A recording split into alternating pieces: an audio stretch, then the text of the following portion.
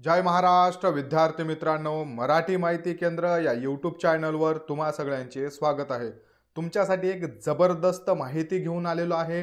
जेवढ्या काही महाराष्ट्रातल्या महानगरपालिका आहेत, या महानगरपालिकांमध्ये खूप मोठी भरती होणार आहे। प्रत्येक महानगरपालिकेमध्ये वॅकन्सीज निघणार आहेत, लवकरच जाहिराती निघणार आहेत आणि त्या संदर्भात आपण माहिती पाहणार आहोत। विद्यार्थी मित्रांनो, जे काही पदभरती निघत असतात, या पदभरतीच्या स्टेप्स असतात।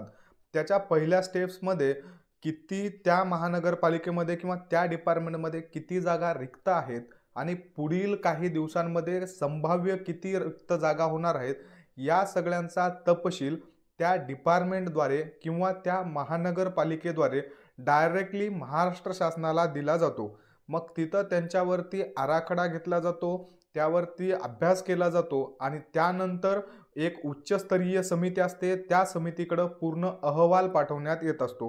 त्यानंतर उच्च समिती, बिंदू नामावली असेल किंवा इतर समिती आहेत, या सगळ्या समितींचा समावेश करून त्यावरती आराखडा काढून त्यानंतर सेवा प्रवेश नियमच्या नंतर स्टेप असते, ती म्हणजे पदभरतीच्या जाहिरातीची। सेवा प्रवेश नियम आला की नंतर लगेचच जाहिराती येत असतात आणि आता राज्यभरामध्ये, महाराष्ट्रामध्ये जेवढ्या काही महानगरपालिका आहेत, त्या सगळ्यांसाठीचा सेवा प्रवेश नियम निघालेला आहे। या सेवा प्रवेश नियमानंतर आता लगेचच जाहिराती येणार आहेत।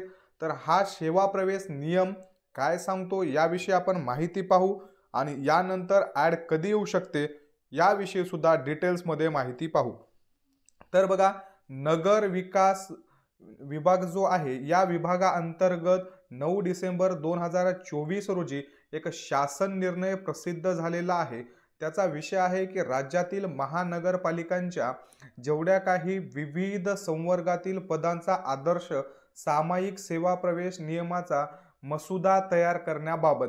बघा, सेवा प्रवेश नियमाचा मसुदा तयार करण्याबाबतचा हा GR आलेला आहे। राज्यातील सगळ्याच महानगरपालिका, त्यामध्ये फक्त बृहमुंबई मनपा जी आहे ती महानगरपालिका वगळून बाकी सगळ्याच जे महानगरपालिका आहेत त्यांच्या सेवा प्रवेश नियमाचा मसुदा तयार करण्यासाठीचा GR आहे। तर काय आहे बघा, राज्यातील एकूण 29 महानगरपालिका असून त्यापैकी बृहन्मुंबई महानगरपालिका वगळता अन्य महानगरपालिकांचे कामकाज हे महाराष्ट्र महानगरपालिका अधिनियम 1939 मधील तरतुदीनुसार चालवण्यात येतो आणि त्या अधिनियमाच्या प्रकरण 4 मध्ये महानगरपालिकांचे अधिकार व कर्मचारी यांच्या नियुक्ती सेवेच्या संबंधित तरतुदी आहेत। या तरतुदी महानगरपालिकांचे अधिकारी व कर्मचारी यांनी संवैधानिक अधिकार व न्याय अधिकार असे वर्गीकरण करण्यात आलेले आहे। थोडक्यात पहिल्या स्टेपमध्ये जे पहिला पॅरा आहे याच्यामध्ये त्यांनी डिस्क्रिप्शन दिलेलं आहे। महत्त्वाची माहिती बघू, राज्यातील 28 ज्या महानगरपालिका आहेत त्याच्यामध्ये 29 आहेत टोटल। मुंबईची मनपा जी आहे ती वगळता 28 आहेत। यांना महानगरपालिकेचे शासनाच्या मान्यतेच्या आवश्यकतेनुसार प्रत्येक महानगरपालिकांमध्ये पद निर्माण करून स्वतःची सेवा प्रवेश नियम तयार केलेले आहेत। बघा, पद निर्माण करण्यासाठी सेवा प्रवेश नियम लागत असतो आणि ते प्रत्येक महानगरपालिकेने सेवा प्रवेश नियम सुद्धा तयार केलेले आहेत। तथापि वेगवेगळ्या नगरपालिकांच्या सेवा प्रवेश वेगवेगळे असून या सेवा प्रवेश नियमांमध्ये समानता असणे आवश्यक आहे। महानगरपालिकेच्या विविध सेवेतील अधिकारी कर्मचारी यांचे आदर्श सामायिक सेवा प्रवेश नियम करण्याकरता आवश्यक असल्याने राज्यातील 28 ज्या महानगरपालिका आहेत, विविध पदांसाठी आदर्श सामायिक सेवा प्रवेश नियम करण्याकरता खालीलप्रमाणे अभ्यास गटाची स्थापना करण्यात येत आहे। तर यामध्ये काय सांगितलेलं आहे की जे पद असतात ती पदनिर्मिती करण्यासाठी सेवा प्रवेश नियम असणं गरजेचं असतं आणि आता जे काही महाराष्ट्र राज्यामध्ये 28 महानगरपालिका आहेत ज्यांच्यामध्ये सेवा प्रवेश नियम निघालेला आहे, पदे निर्माण झालेली आहेत, त्यांचा प्रत्येक महानगरपालिकाचा जो सेवा प्रवेश नियम आहे तो वेगळा आहे आणि यामध्ये एकदाच पदभरती जर करायची असेल तर सगळ्यांचा जो सेवा प्रवेश नियम आहे त्याच्यामध्ये जास्त फरक नसता सामायिक असणं गरजेचं आहे आणि त्याचमुळं एक समिती गठीत करण्यात आलेली आहे आणि त्या समितीचं काम आहे की सगळ्या जे महानगरपालिका आहेत त्यांचे सेवा प्रवेश नियम पाहायचे आणि त्यानंतर एक सामायिक सेवा प्रवेश नियम करायचा आहे, जेणेकरून सर्व एकाच त्या सामायिक सेवा प्रवेश नियमाच्या आधारावर 28च्या 28 महानगरपालिकांमध्ये पदभरतीसाठी जाहिरात काढू शकतात। तर यामध्ये बघा अध्यक्ष, उपाध्यक्ष, सदस्य वगैरे जे आहेत त्यांचं इथं यादी दिलेली आहे। तर याच्यामध्ये काय महत्त्वाचं आहे की या जी समिती आहे यांचं काम काय आहे, आयुक्त तथा संचालन नगर परिषद प्रशासन संचालय नवी मुंबई यांच्या या प्रकरणी एखाद्या विशेष तज्ञाची आवश्यकता भासल्यास ते आवश्यकतेनुसार तज्ञ त्यांना देऊ शकतात। उपरोक्त अभ्यास गटाची कार्यक्षमता खालील प्रमाणे राहील। आता ही जी समिती गठीत करण्यात आलेली आहे या समितीचं काम काय असणार आहे, काम काय राहणार आहे की राज्यातील जेवढ्या काही महानगरपालिका आहे या महानगरपालिकांमध्ये विविध पदांसाठी आदर्श सामायिक सेवा प्रवेश नियम करण्याकरता महानगरपालिकांमधील पदांचा व सेवा प्रवेश नियमांचा अभ्यास करून या पदांसाठी आदर्श सामायिक सेवा प्रवेश नियमाचा मसुदा तयार करणे।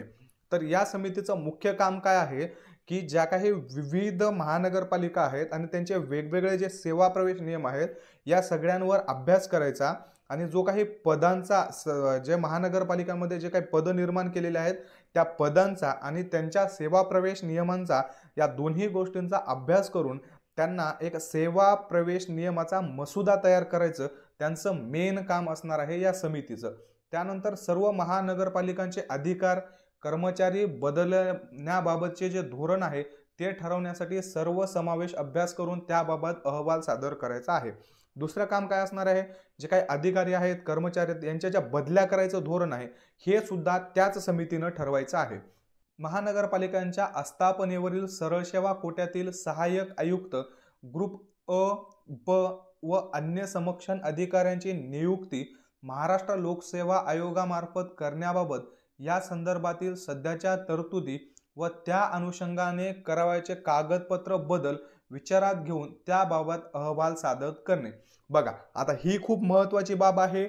जे IBPS TCS ज्या कंपन्या आहेत, प्रायव्हेट कंपन्या, खाजगी कंपन्या यांना टेंडर दिलेलं आहे आणि ते टेंडर 31 डिसेंबर 2025 रोजी संपत आहे आणि महाराष्ट्र लोकसेवा आयोग जो आहे MPSC यांना 1 जानेवारी 2026 पासून सगळे पदभरती घेणार आहे। तर त्याबाबतचा जो अहवाल आहे तो सुद्धा या समितीने सादर करायचा आहे। त्यानंतर बघा सदर अभ्यास गटाने उपरोक्त मुद्द्यांवर सविस्तर तपासणी करून मुद्देनिहाय स्वतंत्र अहवाल 3 महिन्याच्या कालावधीत विभागात सादर करावा। तसेच अभ्यासक गटाच्या सदस्यांची बैठक, व्यवस्था व सोयी सुविधा आयुक्त तथा संचालन नगर परिषद प्रशासन संचालय नवी मुंबई यांना आवश्यकतेनुसार कळवावे। तर जाहिरात कधी निघू शकते, जाहिरात कधी निघणार आहे हा पॉइंट याच्यामध्ये क्लिअर होतो। ही जी समिती आहे, आता हा GR आहे समजा 10/12/2024 चा, ही समिती या दिवशी गठीत करण्यात आलेली आहे आणि वरील आपण जे कामकाज पाहिलेलं आहे या समितीनं करायचं ते कामकाज पूर्ण करून 3 महिन्यामध्ये पूर्ण करून 3 महिन्याच्या आत हा जो अहवाल आहे तो अहवाल त्यांना संचालन किंवा नगर परिषद संचालन जे आहे त्यांच्याकडे पाठवायचा आहे 3 महिन्याच्या मध्ये।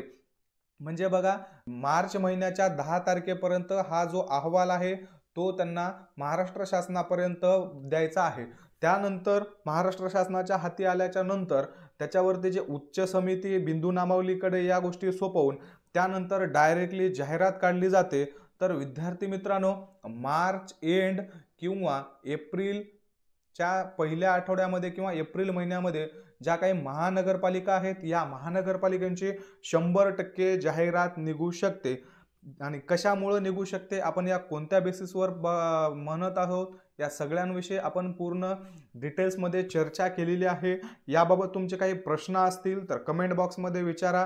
दिलेली माहिती आवडली असेल तर व्हिडिओला लाईक करा आणि अशाच नवनवीन माहितीसाठी आपलं चॅनल सबस्क्राईब करायला विसरू नका। त्याचबरोबर तुमचे काही प्रॉब्लेम असतील तर कमेंट बॉक्समध्ये आणि आपल्या चॅनलच्या बायोमध्ये माझी पर्सनल इंस्टाग्राम ID आहे, तिथं जाऊन तुम्ही मला मेसेज करून तुमचे प्रश्न विचारू शकता। सगळ्या PDF नोट्स मिळवण्यासाठी आपलं टेलिग्राम चॅनल नक्की जॉईन करा। धन्यवाद।